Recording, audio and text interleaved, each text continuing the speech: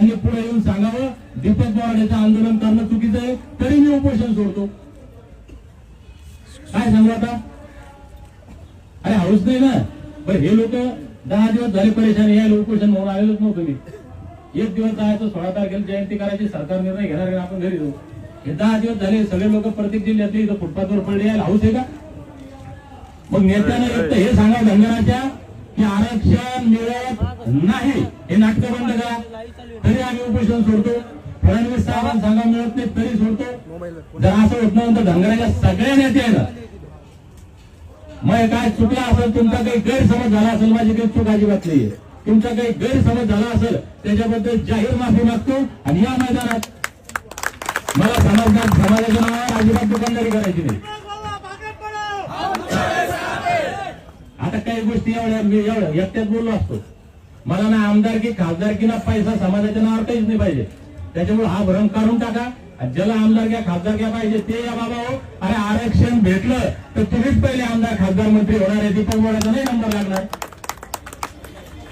त्याच्यामुळे जास्त वाटतं त्यांना ताकदीनं या लढ्यामध्ये सहभागी व्हा.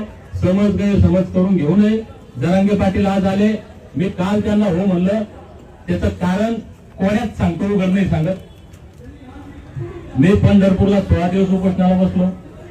या राज्यातल्या सगळ्या जाती धर्माच्या सगळ्या पक्षांच्या नेत्यांसोबत माझे वैयक्तिक संबंध आहेत. जरांगे पाटील आम्ही ओबीसी म्हणून आमचे दुश्मन आहेत, पुढे ओबीसीला असं वाटतं आमचे दुश्मन आहे. याच जरांगे पाटलांनी पंढरपूरलाही मला फोन केला होता, समर्थन केलं होतं. एकाही नेत्यानं केलं नव्हतं. मला नाव घ्यायला कोणी मजबूर करू नये. ट्रोलिंग करसाल तर नाव घेऊन सांगा.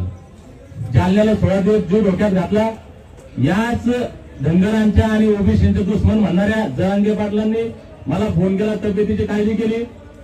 ज्या नेत्यासोबत आम्ही आयुष्य घालवलं ना, एकाही नेत्यानं फोन नाही केला. आणि आज सुद्धा इथं 10 दिवस झाले फुटपाथवर झोपतो आम्ही.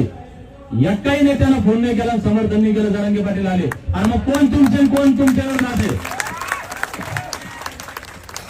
कधी कळणार आहे का नाही कळणार आहे? सगळे वापरच करू आले ना, सगळे आता याच्या भाषेत टोकूनच घेऊन राहिले. तुमच्या बोकांडीच बसेल ना सगळे. सुधारणं तुमचं कल्याण कशाचं ते पहा ना. पुन्हा उद्या म्हणू नका की जरांगे पाटील आले भांगडी झाल्या. जरांगे पाटलानं तुमचा लढा कमजोर करायला नाही, तुम्हाला ताकद द्यायला आले. आणि आता बाकीचे नेते सगळ्या जाती धर्माचे सगळ्या पक्षाचे, तुम्हाला जर थोडे लाज वाटत असेल, धनगराचे मतं पाहिजे, धनगराचं प्रोटेक्शन पाहिजे वाटत असेल, तर या मैदानात नाही आले तर उद्यापासून नाव घेऊन सांगाल कोणाचे काय कारण येतं. धन्यवाद. जय मला.